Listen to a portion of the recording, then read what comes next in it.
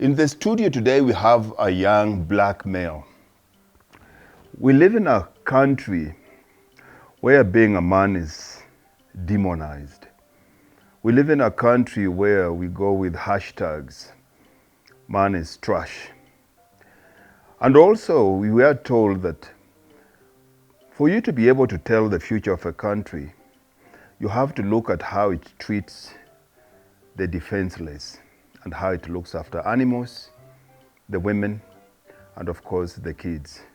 But I beg to differ. If you want to know the future of a country, look how the young men are treated. Because men, whether you like it or not, are the foundation of any nation. So today I want us to get it from the horse mouth. I have a young male in the studio. I want us to take us into the confidence of his mind. Take us on a walk on the depth of his heart and tell us exactly how does it feel to be young and black in this country? What kind of a future does he have for himself? What are the challenges that he faces on a day-to-day basis?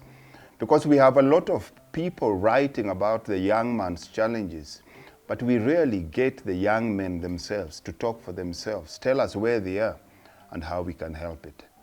Mdu, How's it, King? welcome to the studio. Thank you for having me. It's exciting to have you here today. It's good to be here.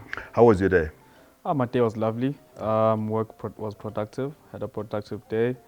So yeah, overall, 10 out of 10. Tell me, how does it feel to be a young man in this country? Phew, that's a very broad question, but to answer it to the best of my capability, I would say to be a young male in South Africa, there's a lot of challenges that one goes through. There's a lot of hurdles that one has to overcome in order to reach their greatest potential. There are lots of hidden things that we don't learn, that are not spoken of, that we learn along the way through reading books and through meeting people like you. I mean, for me personally, growing up, there are things that I didn't learn. I think that should have been passed on to me. That would have made my life much easier. For example, challenges that I face, like budgeting, for example. Those are things that I didn't learn in school. I had to figure out on my own through making mistakes. And then I realized, oh, this is how it's done and this is how it's done. And also, So I think the best thing is for you talking to that young brother out there. Let's go back to KZN. yes. Let's go through go as far as you can remember some of the challenges you had to overcome for you to become the man you are today. From school, from language perspective, from leaving home. So for just to start off, I grew up in Bergville, which is a very small rural area. So the biggest challenge was that there are there's no high education back at home. So my parents felt the need that they wanted to provide better education for me. So I had to leave my parents at a young age. Had to become independent at a young age. What age is that? So I left for grade 8. I think grade 8 was 13? Not quite sure. Um, I had to fend for myself. Boarding school was really hard. My parents were 3 hours away from me. So I could see other kids getting visited in boarding school, and I wouldn't get visited. And because we would go back home month end, and when you come back with a trunk full of goodies, and these goodies need to last you the whole month. Whereas my other friends, they had the opportunity of having parents around them, and they would go through their goodies in a week or two, and because they know they're getting visited next week. And for me, the little money that I was given, I had to save it so that I use it when there's a better opportunity to use it. So I did learn a bit of saving in that perspective. I did learn a bit of independence in that perspective. So leaving home, but one thing that that really did a number on me and my family was that it disconnected our relationship. I don't remember having a relationship with my parents because I was never with my parents. I've never lived with my parents. Only now that I am purposely trying to rekindle that relationship because I can see that my parents are getting older. So I would like to spend more time with them. But what boarding school did to me, I wouldn't want to happen to my kids. That dislocation from a child, from their parents. I think there are a lot of things that I would have learned quicker if I lived with my parents because I would have most probably gone to the fire and they would have grabbed me quickly. But there was a lot of influence from outside people instead of having influence from inside from home. So that was the only negative side that I had about boarding school. Um, but other than that, I think also just in terms of behavior, there's a lot of influence that happened in boarding school that parents don't know about. Did you pick up any bad or negative behaviors in boarding school that you found it very hard to shed off later on in life? Yes. Okay. So just to name a few, it was firstly something that I am purposely changing now. Is I shunned down on my culture, my own culture, and I took upon the Western culture. And when I went home, because I was coming from a rural area, I would see my friends embracing the Zulu culture, and I'd think less of them because for me, the Western culture was something that was higher, you know, and that was a habit that I took through high school, finished high school, went into varsity, think with that mindset because private schools were teaching us that. And at some point, I went to a school that deliberately said ancestors are bad. You know, so that for me it sounded wrong, but I was at school, so I was being taught. Up until now, where now I'm fully making conscious decisions, I'm like, no, actually, my culture makes more sense than anything. Obviously, everyone has a right to whatever culture they would like to choose, but for me, I just believe that knowing my roots makes me a better person. So those are one of the things that was hard to shake. And then there was influence in terms of growing up. So growing up as a black man in South Africa, what we normally see and what we normally talk about is gangsters look very pretty and glorious. People that smoke, they look very glorious. And this is also in movies. So we see that growing up, we see people wearing expensive brands and we aspire to be like them. Whereas now, there's just a paradigm shift in my mindset and fun, what I perceived as fun was not really is not really fun for me. It's just because I've always been I've always seen this as fun because I'd see uncles. What do they do on weekends? They go drinking, they sit down, have a beer, and have chats, and they have ladies around. For me, for the longest time, that looked cool because they were drinking expensive alcohol, they were wearing these luxurious brands, they're driving these nice cars. At the back end, I don't know where they get the money. I don't know whether they're diving in debt or not. Have they invested in anything productive for their kids and more? I didn't know all of that.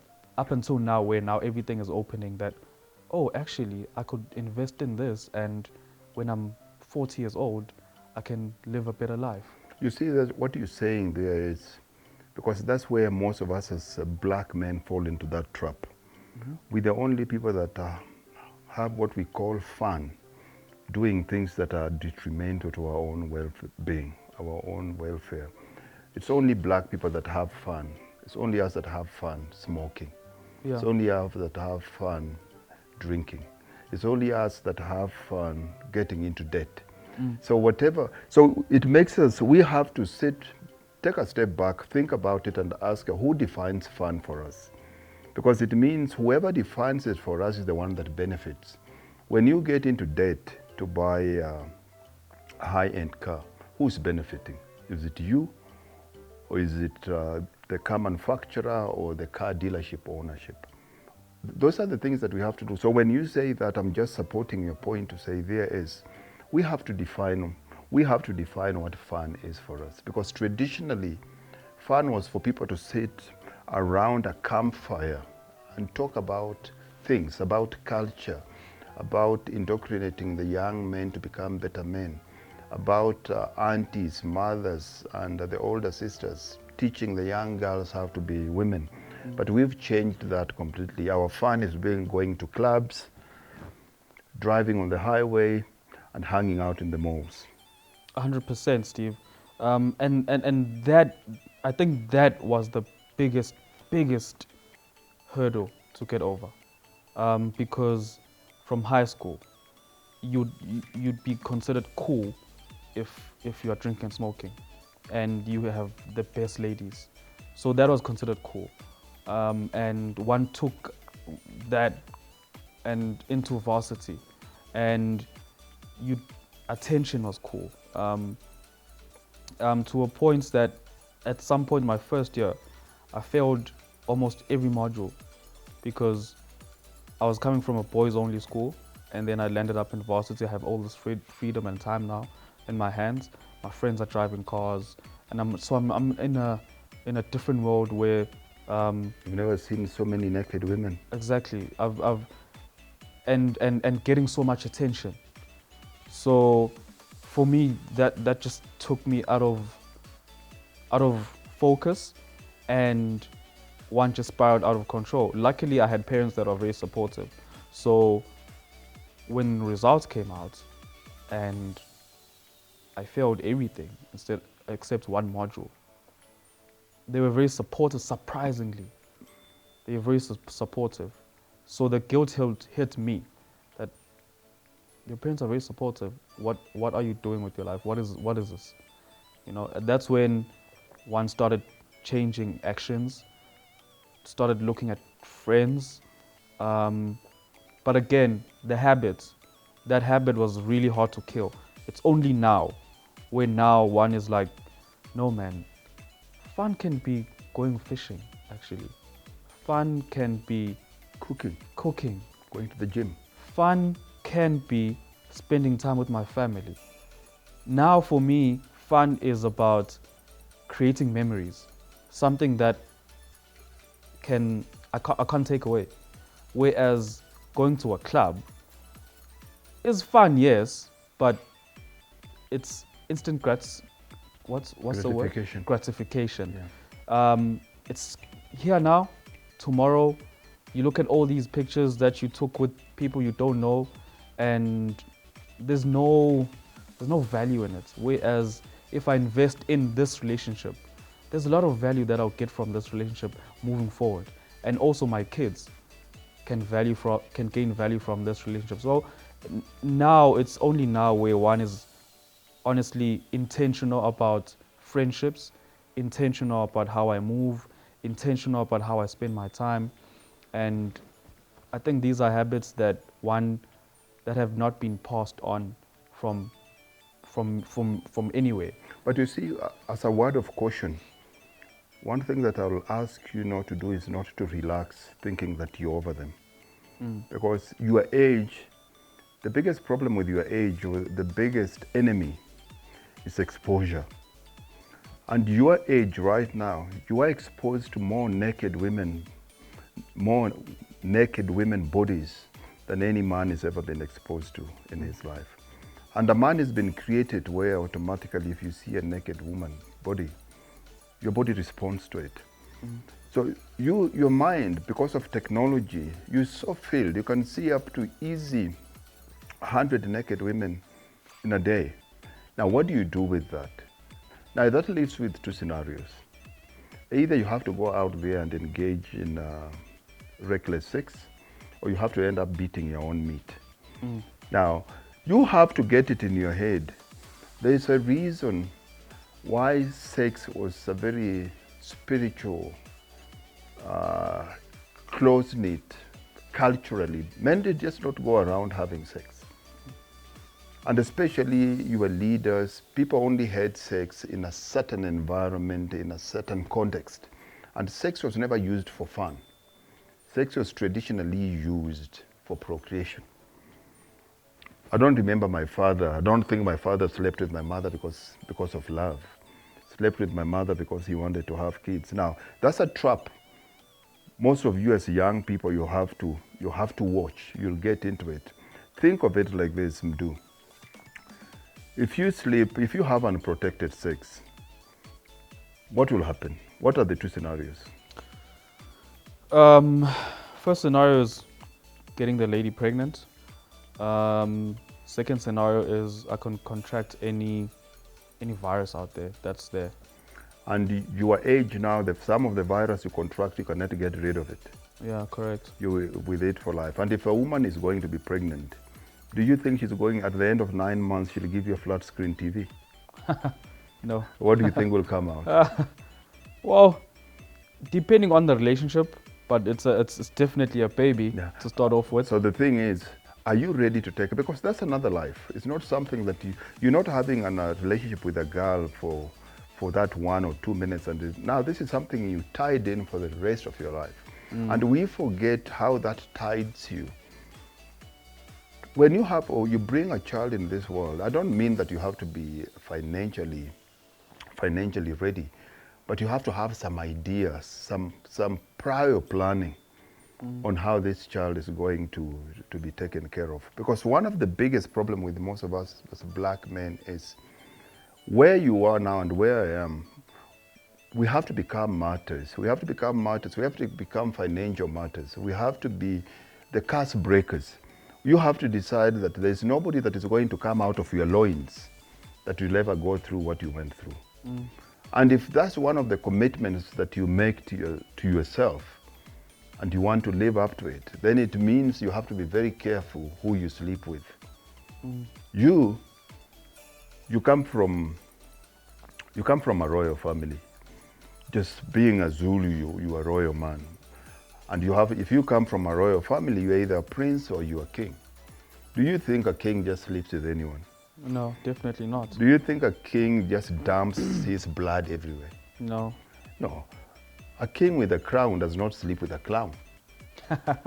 Yes. Right? Correct, yeah. But what happens, so when you think about that, when you get into that relationship, when a girl tries to flirt with you, first and foremost, you have to understand that you are what? I'm a king. You're a king. Now, how easy is it, how accessible is King Mrs. It's really hard to get through, hey? Then why are you very accessible? So if you're a king, you can't just be very accessible. Yeah. Because if you're getting all these funny girls hitting on you, it means you're very accessible. And if you're very accessible, you can't be a king and a commoner at the same time. Yes. So you have to decide who you are. When I look at you, I see a king. 100%. And if I see a king, you have to behave like a king. And the first thing we repeat here, a king does not just dump his blood. Yes. And a king is not easily accessible. Now, how do you make sure that you become a king in your day-to-day life? Well, in my perspective, it's firstly being intentional about everything that you do. So, on my end, at the top of my head is understanding that everything is a decision, and where you are right now is because of your own decisions. So every day you wake up to say yes or no. So if the first thing is to understand that you are a king, so you are a high value gent. So you have to treat yourself and carry yourself as so. What are the duties of a king? Taking care of his people, taking care of himself, creating opportunities,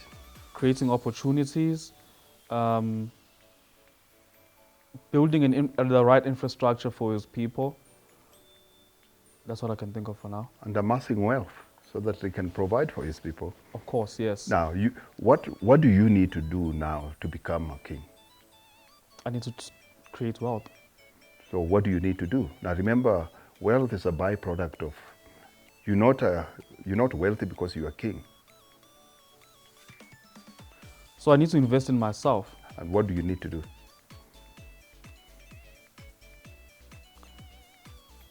Work harder or create opportunities for myself. What are the main physical investments you need to do? Let's start with the basics. The basics would be making sure that I invest in myself. How to invest in myself? Physical. What are the Physical. basics first? So going to gym. Yeah. Eating healthy. Yeah. So where does Mangwinya fall? Magwinya falls on the side, on the sidewalk. Okay. Yeah. So making sure that I eat right, making sure that whoever I am getting into a relationship with is good for my health, my mental health, and also if I'm getting sexual with that person, it's very intentional, and I can't be in a position of, oh, it was a mistake. You've heard of, when you get into business, we have what we call due diligence. Of course. Do you know what due diligence is? Please expand on that. Now, due diligence, if I'm going to get into a business dealership with you, I have to find out as much as possible to know about what you're telling me, so that is it in congruence with what you're presenting? I need to know the financials. I need to know how long your company has been in existence. I need to understand the culture. I need to know what is the turnover. I need to know what the profit margins are.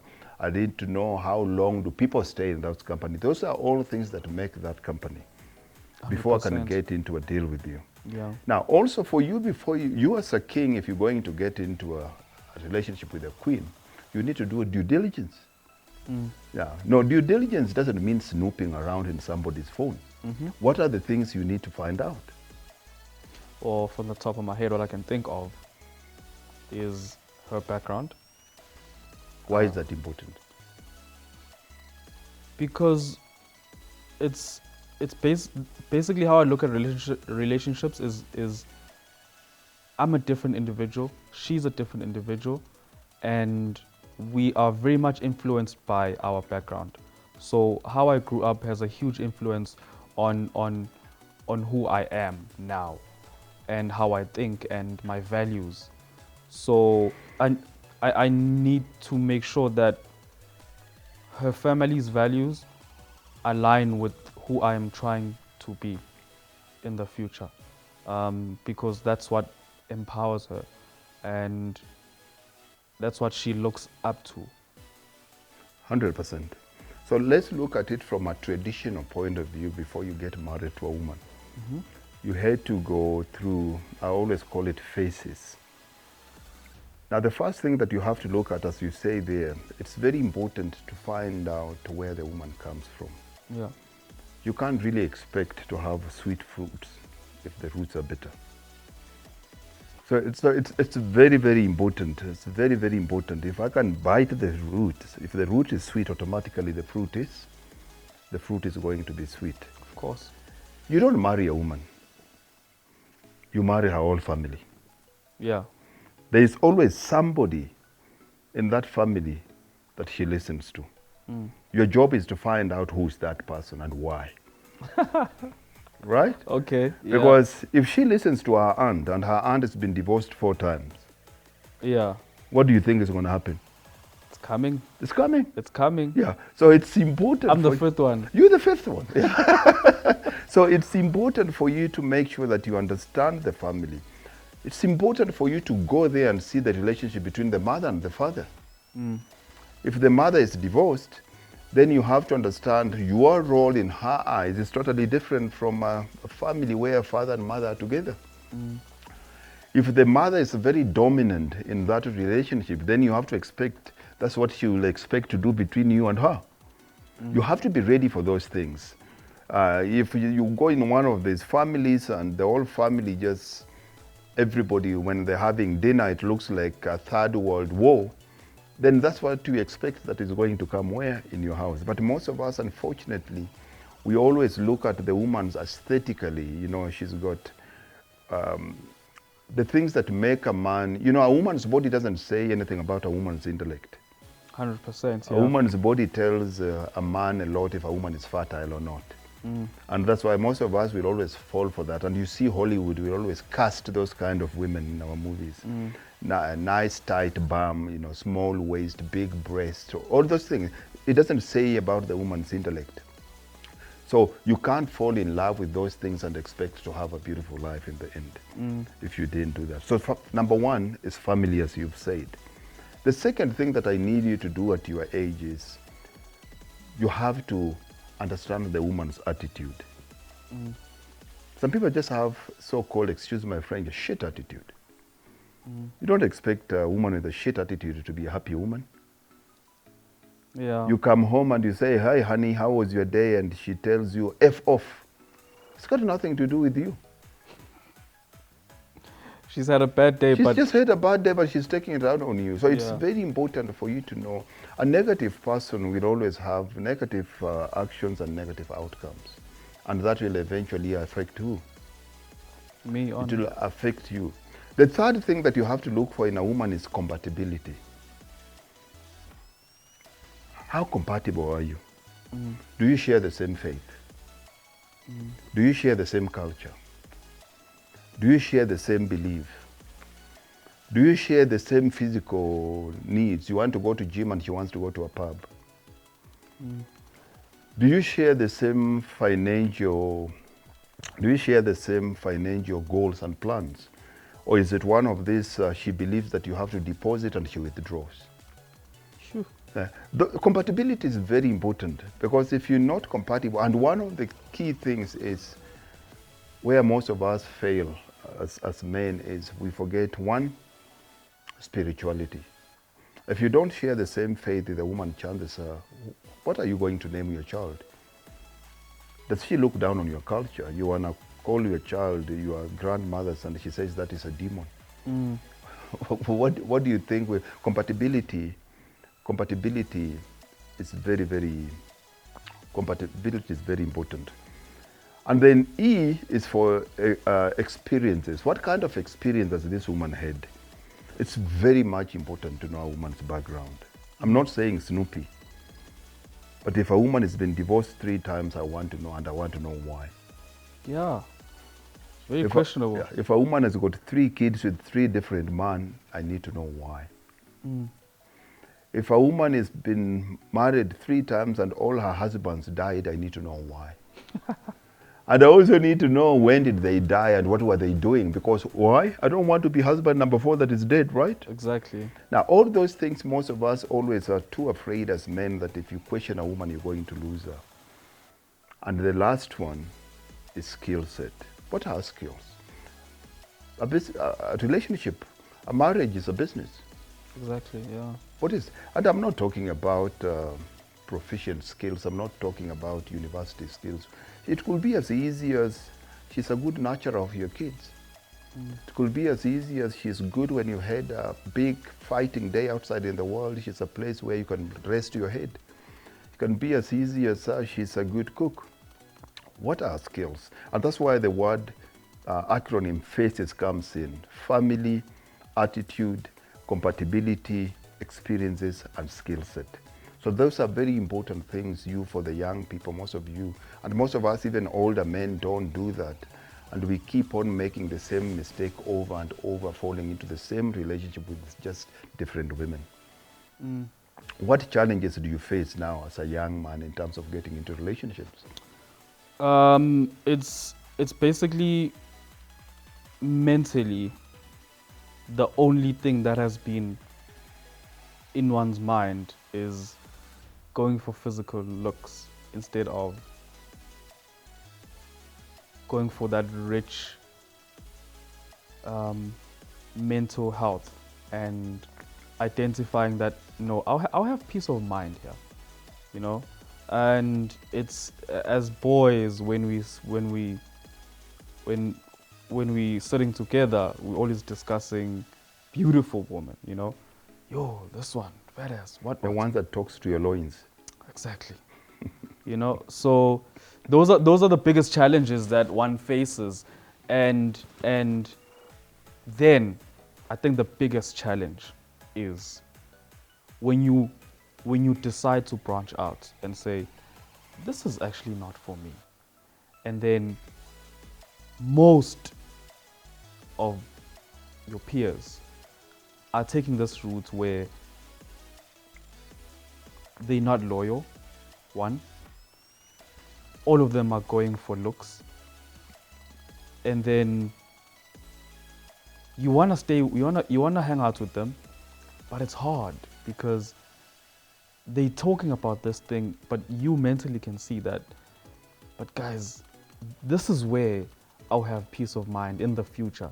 Yes, now I can get away with a couple of things, but like I'll ruin a whole lot that could be very beneficial in the future.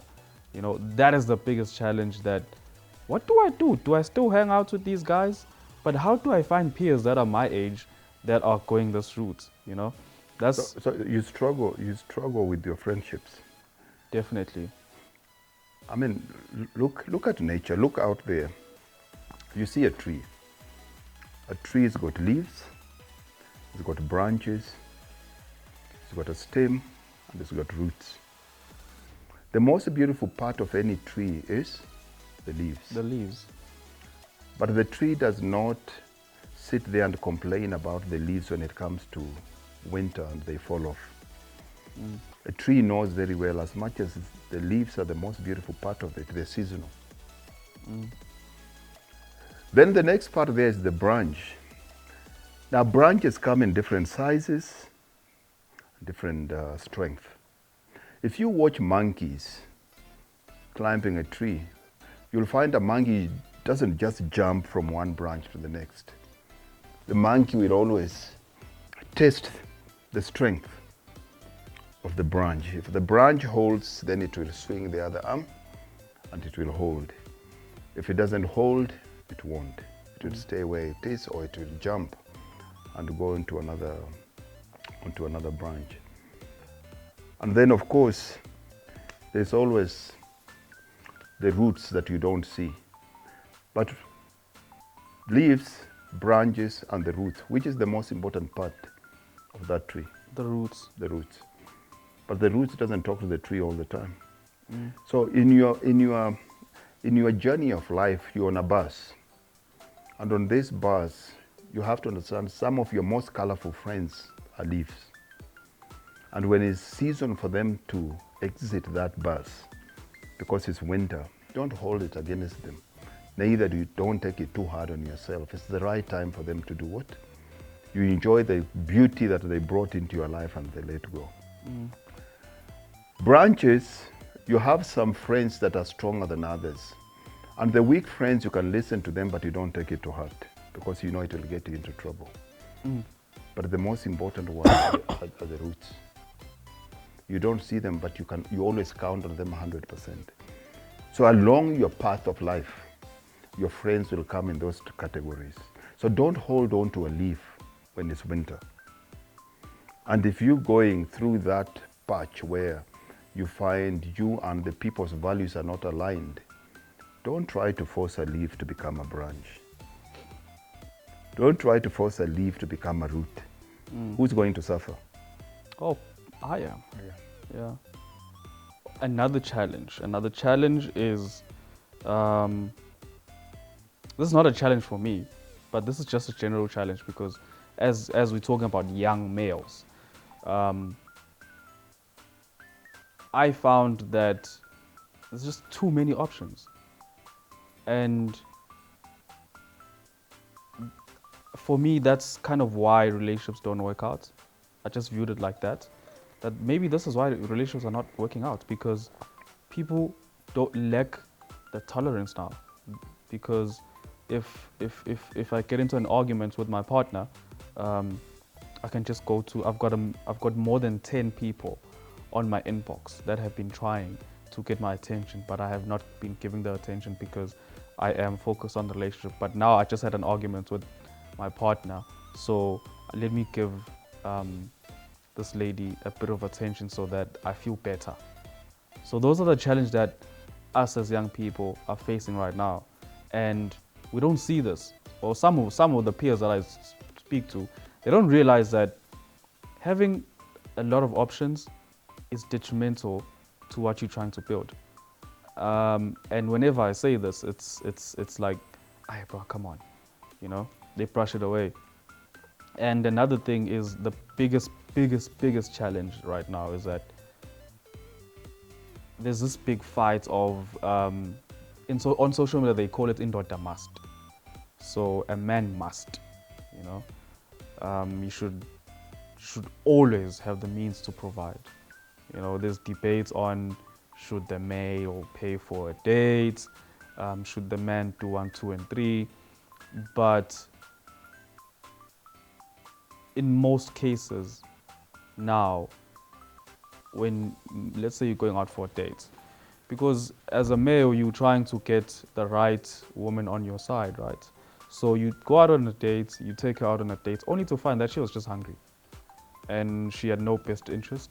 So now you're going on multiple dates and you're spending all this money, you know, because as, for example, the type of man that I am, I know that if we're going on a first date with this lady, let me take care of her, let me make her feel like a queen, let me treat her well, you know. But now it's like multiple, and then you only to find that some women are just using the dates for pictures, for example. That's the biggest challenge now. Everyone is trying to look good on social media. So if they get a guy to ask them out, for them it's like, oh, okay, here's an opportunity to go to a restaurant for free and I can take pictures and I'll get a lot of likes on Instagram because I'm at this particular restaurant. So I'll answer your first one. Your first one, you say that because you've got so many choices, you find it very hard in a relationship. Anytime there's a little skirmish, the easiest thing for people is just to part ways. Because, you know, in a way it's a good thing. In a way it's a bad thing. The first one is, you have to ask yourself, why did the long-term, old age, or old-time relationships last? It's because one thing that kept the woman attached to the man was validation. A woman lived for your validation as a man. She waited for that word where you look nice, I like that dress, your bum looks good, look at your hair. You are the only man she counted on. If you didn't tell her, she didn't get it from anywhere. Now, come social media.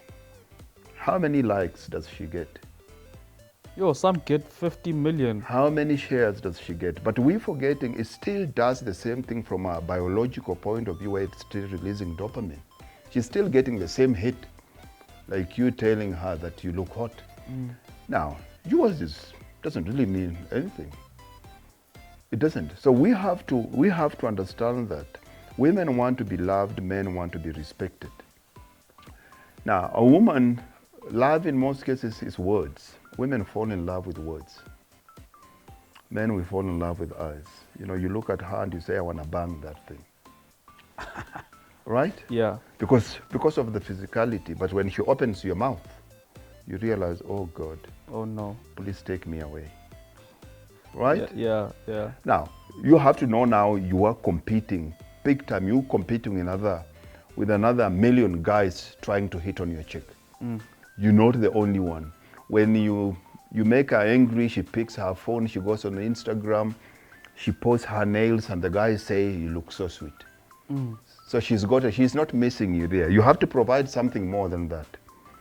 The second thing you're talking about, going out on dates, and women just using this as a picture square kind of experience for them, and to go to this all 8 places without paying a dime. But my question to you is, why would you take a woman to a restaurant your first date, a woman you just met? Where is your due diligence there? If I'm going to meet a woman now, one of the key things that I'm going to do, look at the normal sitting in a restaurant, either on a round table where you're sitting face to face. It's very confrontational and where it's very easy for people to lie. The first thing that I'll do is either we go train together. That's to show if we share the same, are we compatible? Are we going to go for a walk? You can't take a woman to a movie as your first date. A first date is to know a person. You can't know a person when there is something else that takes away the focus from each other. What do you talk about in a restaurant? You're so worried about paying that $1,000 that you don't have. Yeah. So the thing here is you're becoming like a glossy McDonald's advertisement where you're saying you're healthy because you stuck a little lettuce into a fat cheeseburger. The problem is also you. You are doing it all wrong. A date is, people have to qualify for a date. It's expensive. Your time as a king is expensive. Your money is valuable. And for you to be seen out there and then somebody snaps that and puts it, you have a social footprint there for life without somebody that meant something, didn't mean anything for you. You can't afford to do that. Kings don't do that. 100%. Definitely. Yeah, kings don't do that at all. See, that dynamic right there is very interesting. And for me personally, that's the route I've always taken. You hit the spot when you said a walk, because for me, that is the route that I would take, and then to my peers, it would be very questionable because it's not the norm. The norm is you buy her flowers, you take her out to a very nice Porsche restaurant, and then for me, it's the little things that make sense for me. A picnic, going on a walk. I never thought of the gym one. Going on a walk, and just spending time having genuine conversations, before we even head out on a date. Because what I've seen is that the current normal way of dating is obviously not working. So why would I follow this? Don't follow the masses. Don't follow the masses. As a man, follow your heart.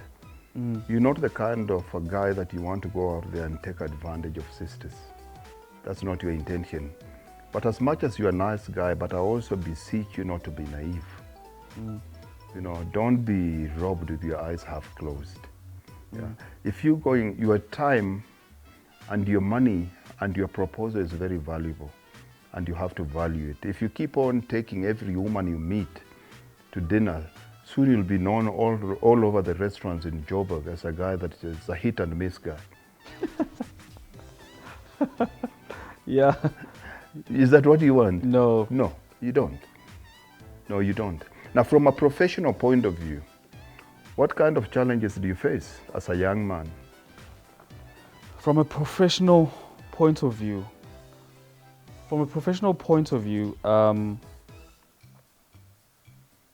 one is that I was recently in a private company, and honestly speaking, how my white peer male was treated and how I was treated was totally different. But my peers couldn't see that. I don't know how they couldn't see that, but they were just okay with how everything was happening. And in fact, all my other white peers were treated differently. For example, if a child has a match, if their child has a soccer match or whatever, they could go out and go watch or support their child. If my black female peers had a match, they had to take leave. So those are dynamics for me that are very... But whose company is it, black or white? White. And so why do you expect a different treatment? Why don't you start your own, or black people start their own, then you can expect that? Why do we expect a different preference from a company that is created by other people? Well, for me, that's definitely the route that I want to take. You don't own something until it's your own. So that's just my mentality, and that's how I understand things, because I've just seen that there's a lot of exploitation We have to create our own institutions where we can behave the way that we want. As long as we still depend on institutions that are created by other individuals and other races, they will do. Remember, self-preservation is an innate feeling. If we take the two of us take a picture now and I show it to you, who is the first person you look for? Of course, me. It's not going to be me. Nope. So it's exactly, we shouldn't expect it differently. It is something that is in us. Yeah. And then other challenges would be now when one is pitching ideas, it would be, I'd pitch the same idea as a white company, but with me, people would want to haggle. And with the white company, they go straight for the price. They don't want to haggle. It seems as if that price is what it is. And then my price, sometimes it would be, why are you so expensive? It's questionable. My pricing is questionable.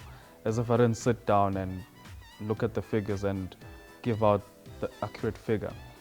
And then the other thing is, there's just a lack of trust when you are a black male, and especially if you're still an SME. There's a lot of hurdles that you face, especially if you're presenting something into the market that is not really relevant in the black community, but is highly relevant in the white community. Because I've seen that some people in the white community are way ahead in terms of skills, in terms of knowledge, and there are skills that they have and they're providing for big corporate companies. And whereas when you understand that skill and you're trying to provide it for SMEs at a reasonable price, there's still a bit of trust issues there.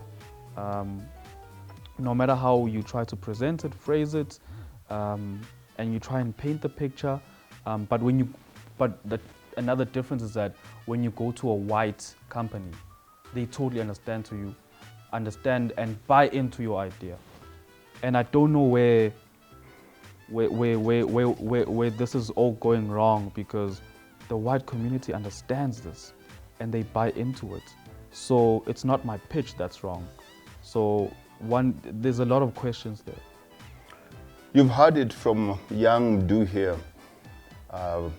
Let's hope that you picked something that is interesting from this topic. We will continue this session next time, talking about all the professional hurdles, financial hurdles. How do we overcome them? Do we as black people rely too much on other races to solve our problems? Or what do we need to do so that we can be on top of our problems? Catch you later. If you haven't subscribed to the channel, remember to subscribe, share and like it with your friends. Hope to catch you soon, and say bye to Mdu here. Boom. Thank you, King.